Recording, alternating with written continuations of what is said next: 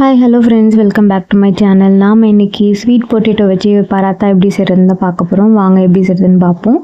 அதுக்கு முதல்ல நான் ஸ்வீட் பொட்டேட்டோவை வேக வச்சு எடுத்துக்கிறேன். ஸோ ஆல்ரெடி நான் வாஷ் பண்ணி இதை கட் பண்ணி எடுத்து வச்சுருக்கேன். அதை குக்கரில் ஆட் பண்ணி ஒரு 2 to 3 விசில். இதுக்கப்புறமா ஸ்டவ் ஆஃப் பண்ணிவிட்டு பொட்டேட்டோஸ் எடுத்து அதோட ஸ்கின்னை பீல் பண்ணி எடுத்து வச்சுக்கோங்க. ஒரு பவுலில் ஆட் பண்ணி அதை ஃபோர்க்கை வச்சு நல்லா மசிச்சு விட்டுக்கோங்க.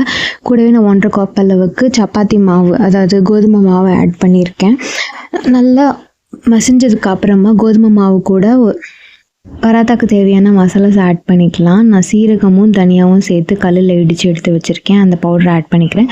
கூடவே 1/4 டீஸ்பூன் மஞ்சத்தூள், 1/4 டீஸ்பூன் மிளகாய்த்தூள், பராத்தாக்கு தேவையான சால்ட் ஆட் பண்ணிக்கோங்க. அப்புறம் கொஞ்சமாக கொத்தமல்லி ஆட் பண்ணி தண்ணி சேர்க்காமல் ஃபஸ்ட்டு பொட்டேட்டோவோட நல்லா மாவை மிக்ஸ் பண்ணி விட்டதுக்கப்புறமா கொஞ்சம் கொஞ்சமாக தண்ணி தெளித்து நல்லா பிசைஞ்சிக்கோங்க. நம்ம யூஸ்வலாக சப்பாத்திக்கு எப்படி மாவு பிசைவோமோ அதே மாதிரி சாஃப்டாக பிசைஞ்சு ஒரு 1/2 hour ரெஸ்ட் விட்டுருங்க. மாவு நல்லா ஊறட்டும். மாவு நல்லா ஊறி வந்ததுக்கப்புறமா யூஸ்வலாக நம்ம எப்படி சப்பாத்தி தேய்ப்போமோ அதே மாதிரி மாவு டஸ்ட் பண்ணி நல்லா சப்பாத்தி தேய்ச்சி எடுத்துக்கோங்க. கொஞ்சம் ஸ்டிக்கியாக தான் இருக்கும். ஸோ கொஞ்சம் மாவு நிறையவே டஸ்ட் பண்ணி எடுத்துக்கோங்க. அவ்வளோதான், நம்மளோட பராத்தா டோ ரெடி ஆயிடுச்சு. இப்போ நம்ம கல்லில் போட்டு சுட்டு எடுக்க வேண்டியது தான்.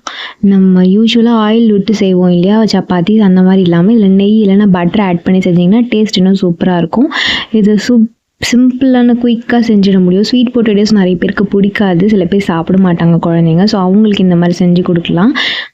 ஸ்வீட் பொட்டேட்டோவில் நிறைய விட்டமின்ஸ் இருக்குது, ப்ளஸ் கண்ணுக்கு ரொம்ப நல்லது. அதுவும் இல்லாமல் சுகர் பேஷண்ட்ஸ்க்கு கால் எரிச்சல் ஏற்படும் இல்லையா, அதுக்கு ஒரு சூப்பரான மெடிசன் ஸ்வீட் பொட்டேட்டோ. ஸோ மறக்காமல் இந்த ரெசிபியை வீட்டில் ட்ரை பண்ணி பாருங்கள், எல்லாருக்குமே பிடிக்கும் கண்டிப்பாக.